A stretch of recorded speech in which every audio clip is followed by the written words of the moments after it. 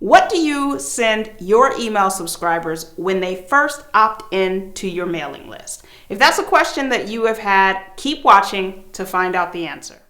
Hey everyone, welcome back and hello. My name is Janelle Allen and I help business owners to create and market online courses.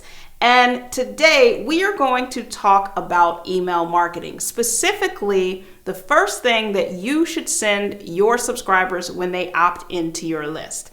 So there's a few options depending upon your structure and your goals. So let's dive in. Okay, in a moment, I am going to open up my ConvertKit account and show you 3 different types of welcome emails that I recommend using based on your goals. But first, there's a few things I mentioned that in the earlier part that are super important. And it really comes down to your business structure as well as who you are serving. What do I mean by that? I mean, if you have a high-end consultancy, for example, and you sell a high-ticket service, then your first email might look very different from someone who has a product-based business and they're selling an online course that's maybe a few $100s. So, for example, your audience, if you have that high-ticket service, your audience might be ready to buy from you when they initially reach out. And if that's the case, your first email should give them an avenue to get in touch with you. If you sell a product and you're getting people who are opting in with you and they haven't built that know, like, and trust, then your first email should focus on connecting. So before we look at copy and all of that good stuff, it's really important to understand who you're serving, what are their motivations, what's their profile, are they quick start, are they ready to engage, or do they need some additional nurturing? All right, a couple of other things before we jump into ConvertKit. One is also your subscriber flow is super important when it comes to your welcome emails. So again, what do I mean by subscriber flow? I mean, ask yourself if every single person who opts into your email list, are they going to get the same welcome email? Is that your goal? Or do you have a sales funnel? And depending upon what people opt in for, do they get placed into that funnel and there's an initial email that welcomes them there? So as you can see, those are probably going to be 2 very different emails. So that's something to think about as well. Where are you sending subscribers? What is the flow that you want them to take when they opt into your email list? What are their goals? All of this plays into what that first email should include. And the last thing I want to say is actually the most important. In my opinion, you should not seek to sell in your welcome email or sequence. Your goal should be to connect, to engage, to deliver value, especially if you have promised a lead magnet. Make sure that they've gotten that. Whatever it is that they are opting in for, make sure that they've gotten it. And connect with your audience. I can't emphasize that enough. Build that trust. Help them get to know you and hopefully like you. All right, now let's hop into ConvertKit. All right, so I am logged into some notes that I have here for you, and I also have ConvertKit open, and I'm going to show you a couple of examples of these options that you see before you now. The first one is to connect and engage. So in this email, you are thanking them for subscribing. You're going to share something about yourself. And then I find it especially useful and valuable to set expectations, right? That to me is so important. What kind of content are they going to receive from you? What emails are they going to get? Go ahead and set those expectations.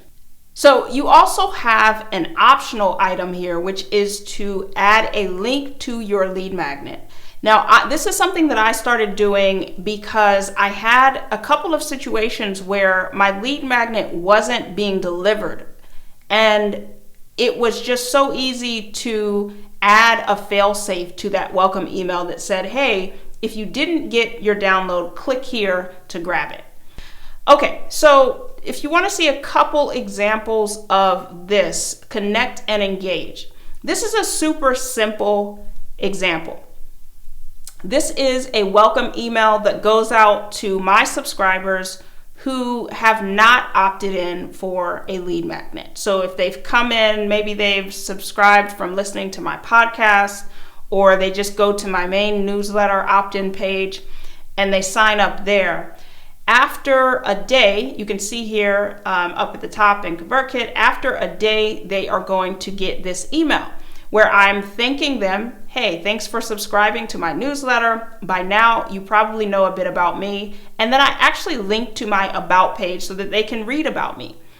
You could just put your story in the body of the email as well, but this is how I chose to do it. And then most importantly, I want to know about them. So I have 3 questions that I ask.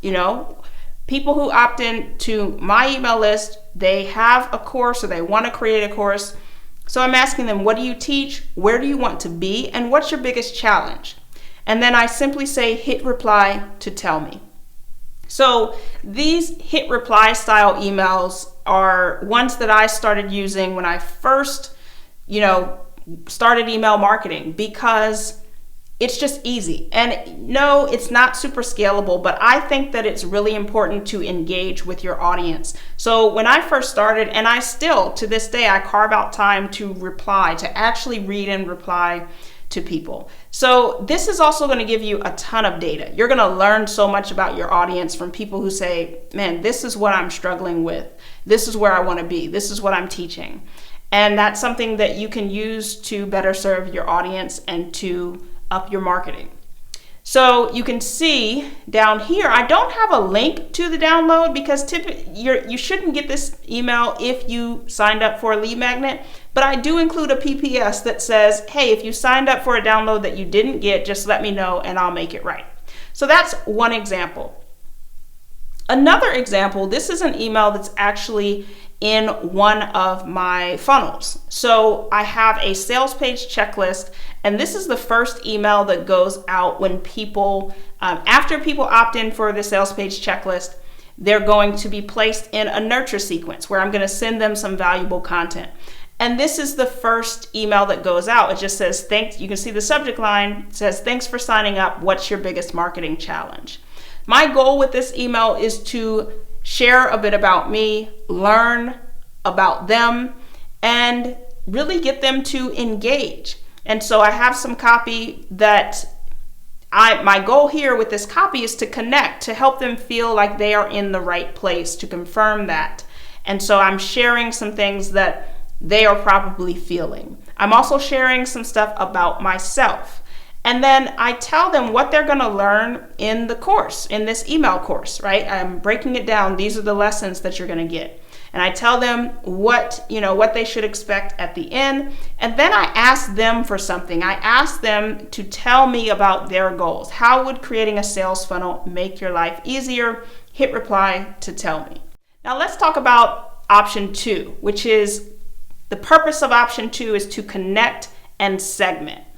In this type of email, you are doing very much the same thing, except for the end. So you're still thanking them, you're still sharing about yourself, you're still setting expectations, but at the end, you are going to segment. So you're either going to link to a survey that asks them to kind of self-identify and share things about themselves, or you're going to have links in the email that auto-segment your audience. So what do I mean by that? Let's look at an example or two.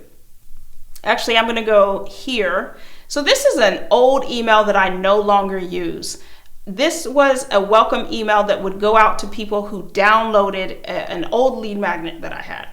And so the subject line was, welcome to the family, important action required. And in the body of this email, I am basically making a case for, this is something I learned from Pat Flynn, by the way. I'm making a case for the fact that you probably get a lot of emails, and I want to make sure that my emails are valuable. So I need you to tell me where you are in your online course journey so that I can send you what is most relevant to you. So that's really what this email is doing. The goal of this email is to segment. So down here at the bottom, you can see I have these links. And when people click these links, let's see if I can pull it up, they will go to different pages. So each one is a segment in and of itself. So if they click the first one saying that they don't have an audience or email list, they're going to go to an option to sign up for learning about creating an email list, building an email list. If they're saying that they're in the growth stage and they need help with marketing, they're going to go to a page that sends them there, and so on and so forth. Now, like I said, this is defunct. This is no longer live, but it was something that helped me to segment my list. Now, there's some downsides to using a tag-based system like this. I still do this, but not in a welcome email. And I use custom fields instead of tags, because with tags, people can click multiple things and then you don't really have any information because people are going to have all of the tags. So custom fields are the way to go if you want to set up these trigger links for segmentation in your welcome email. All right, let's look at another option, which is using a survey. So this is another email in one of my funnels.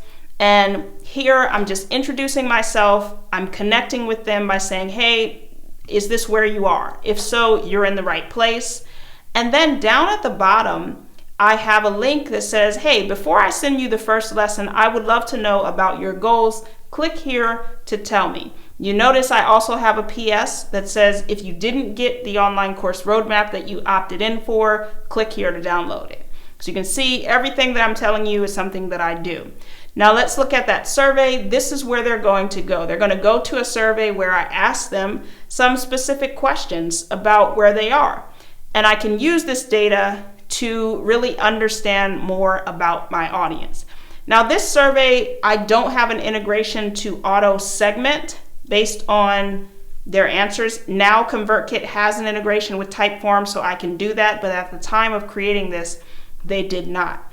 So you could use TypeForm as your survey and auto segment based on people's answers. So inside of ConvertKit, you can say, hey, if people answer this way, they're beginners. If they answer this way, they're advanced, so on and so forth. Now, option 3 is just pure value. This is, it's not really a need to show you an example here, because this is really just you sharing some valuable content that you have. So whatever it is that you teach, whatever your area of expertise is, you're going to share a lesson on that topic and send them to something valuable, whether it's an article or a video or a podcast episode. Share some valuable content that you think will help them. Or it could be a resource, a free resource that they can download. So that is option 3. All right, so in today's video, you learned 3 options for your welcome email or welcome sequence when subscribers first opt into your email list. You might be wondering, well, Janelle, you gave me some options, but which one do I choose? If you are just starting out, I recommend starting simple like I did. Have an email where you introduce yourself, you set expectations for the type of content that they're going to get from you, and you ask them to share what their biggest challenge is. That was the first welcome email that I used, and it was great. People would reply, and I would get a chance to engage with them. And as a bonus, if you have a lead magnet, just make sure you check or give them a link if they didn't get that lead magnet where they can grab it. Now, if you're a little intermediate to advanced, then I recommend starting to segment. Having a link to a survey that helps you to segment and gather data on your audience, or using those trigger links where when people click in the back end of your email service provider, you're essentially categorizing where they are, what segments they fit into. So those are some options for you. Let me know if you enjoyed this video. If you found it useful, give me a thumbs up. And don't forget to leave me a comment and let me know more about your email marketing journey. Do you have a welcome sequence?